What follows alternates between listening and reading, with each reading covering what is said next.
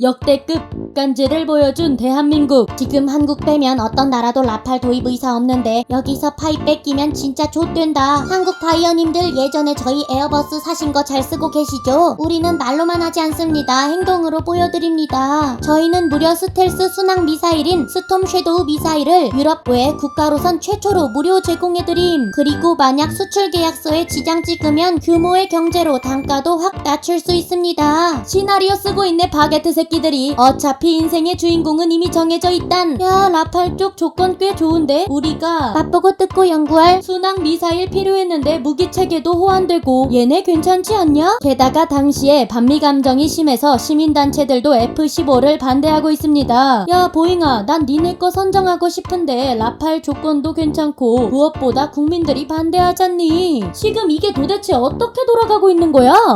말씀 중에 죄송합니다만 보잉사가 신청한 F-15E 개량 버전 구매 관련해서 우리 미국 정부는 그냥 안 사기로 결정했습니다. 그리고 한국 관련 세일즈 관련해서도 일본, 사우디처럼 다운그레이드를 파셔야지 미국 버전으로 파시면 법적으로 처벌받는다는 것도 아시죠? 야, 다운그레이드 버전 팔 거면 집에 나가라. 나는 라팔 선정할라요. 이 님이 씨발 족같은 미국 의회 쌍년들아, 니네 개량 버전 안 살 거면 수출이라도 허가해. 그리고 한국 고객님, 일단 우리도 SLAM-ER 순항 미사일 서비스로 드림. 그리고 진짜 어떻게든 의회 새끼들 설득할 테니깐 님들한테 최초로 미군보다 상위 버전인 F-15K 버전으로 업그레이드 시켜서 팔겠습니다. 제안은 고마운데 솔직히 의회 승인이 안 날 수도 있는데 내가 님들을 어떻게 믿어요? 미치겠구만. 좋다. F-15E 가격보다 더 싸게 판다. 레이더도 업그레이드 해준다. 라고 하는데요 다소님들? 님들은 뭐 없으십니까? 사실 우리가 한미동맹이라서 점점 마음이 이쪽으로 기우는디. 미치겠구만. 오케이, 우리 기종 최대 약점인 엔진. 그 엔진을 우리가 돈 들여서 개발한 다음 공짜로 장착해드립니다. 얼마나 진심이었음 신문 광고까지 낸. 앞서 설명한 대로 수호이와 유로파이터가 탈락되고 국내 문제, 미국 내 문제가 얽히며 결국 2002년 1차 평가에서 보잉의 F-15K, 다소의 라팔이 공동 승리를 거둔다. 평가 점수가 오차 범위 3% 이내였기에 이 두 기종은 2차 평가 사업으로 진행하게 된다. 게다가 한국 정부, 방위사업청과 공군은 어떻게든 대당 가격을 깎는 동시에 이익을 최대화하기 위해 짤에선 담지 못할 정도로 엄청난 분탕과 족간지를 시전했고, 그 결과 미군보다 더 업그레이드 버전인 F-15K를 기존 제시했던 가격보다 싸게 제시받았고, 라팔의 경우에는 다소사가 직접 자기 돈 들여서 차세대 엔진을 장착해주겠다는 딜을 얻어낸다. 게다가 당시 반미 감정을 교묘하게 이용해서 보잉사에게 부담을 줬고 거의 라팔 광신도 수준으로 찬양한 일부 군사 전문가들의 여론을 반영하는 척하며 기체 자체는 부적합 판정을 받았지만 라팔을 F-15의 대항마격으로 올려준다. 자, 2차 평가 항목 발표하겠습니다. 평가 항목은 한국군 무기와 얼마나 호환되냐, 그리고 한국군 미사일인 암람, 하푼 호환 여부입니다. 우리 회사 미국인 건 아시죠? 호환 문제는 뭐 그냥 넘어가도 됨요. 그리고 저희는 여기서 승부수 띄웁니다. 미 의회에서 한국 제공 거부한 무기체계 레이더 우리가 어떻게든 설득해서 님들한테 팔 수 있게 하겠음.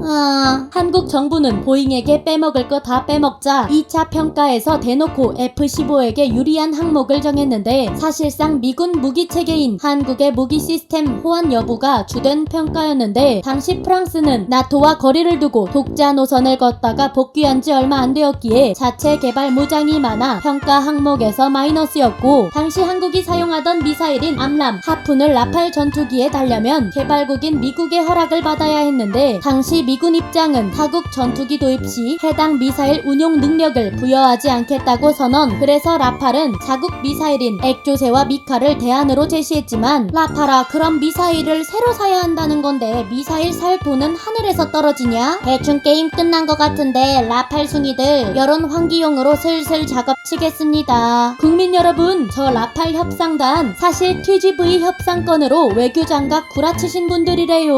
뭐 쟤네가 그놈들이었어? 내 생전에 죽어도 불란서 놈들 무기는 안 된다. 라팔 아우. 라팔님, 안타깝게도 국민 여론이 저래서요. 저희도 세금 먹고 사는 사람들 아닙니까? 고생하셨고요. 재능 있으시니까 열심히 하시길. 머드. 결국 2002년 4월 한국은 최종적으로 F-15K 40대 도입을 공표한다. 말 그대로 처음에 어떻게든 바가지 씌우려던 보잉에게 희대의 라팔 떡밥을 던져 결국 가격이나 업그레이드, 수출 불가 제품 허가 등 엄청나게 많은 것을 얻어낸 희대의 분탕질. 심지어 한국이 제조의 40%, 조립의 20%의 업무를 할당받을 수 있었고, 이때의 경험은 훗날 KF-21 개발에도 약간이나마 도움이 되었다. 라팔은 한국에게 이용만 당하다가 팽당한 뒤 싱가포르에라도 팔려고 세일즈를 했는데, 하필 싱가포르 공군이 한국의 1차 FX 사업을 감명 깊게 봐서 F-15를 도입하기로 결정하며 수출 시장에서 처참히 패배. 그렇게 역사의 뒤안길로 사라지지 않고 근성으로 버틴 결과 개량형 개발, 배치가 진행되어 2010년대의 유로파이터보다 작전 성능이 우수하다는 평가를 받으며 점차 중동권을 기반으로 판매에 성공하였고, 이후 세계 각국에 팔리며 미군기를 제외하고 4세대, 4.5세대 기체 중 최고의 자리에 오른다. 그리고 현재 대한민국이 개발 중인 KF-21 최악의 경쟁 상대가 되어버렸으니 진짜 군자의 복수는 20년이 지나도 고고한 태도를 취하던 유로파이터는 유럽 물량 때문에 별 피해가 없을 줄 알았지만 2008년 유럽 경제 위기로 유로화가 폭등, 유지비가 그 비싸다는 F-22의 2배, F-35의 3배로 증가했고, 오죽하면 개발국들이 운용을 줄이고 중고품을 덤핑하려고 안간 힘을 썼을 정도. 그녀와의 재회는 최악이었다. 그 결과 한국의 3차 FX 사업에 참여할 때는 1차와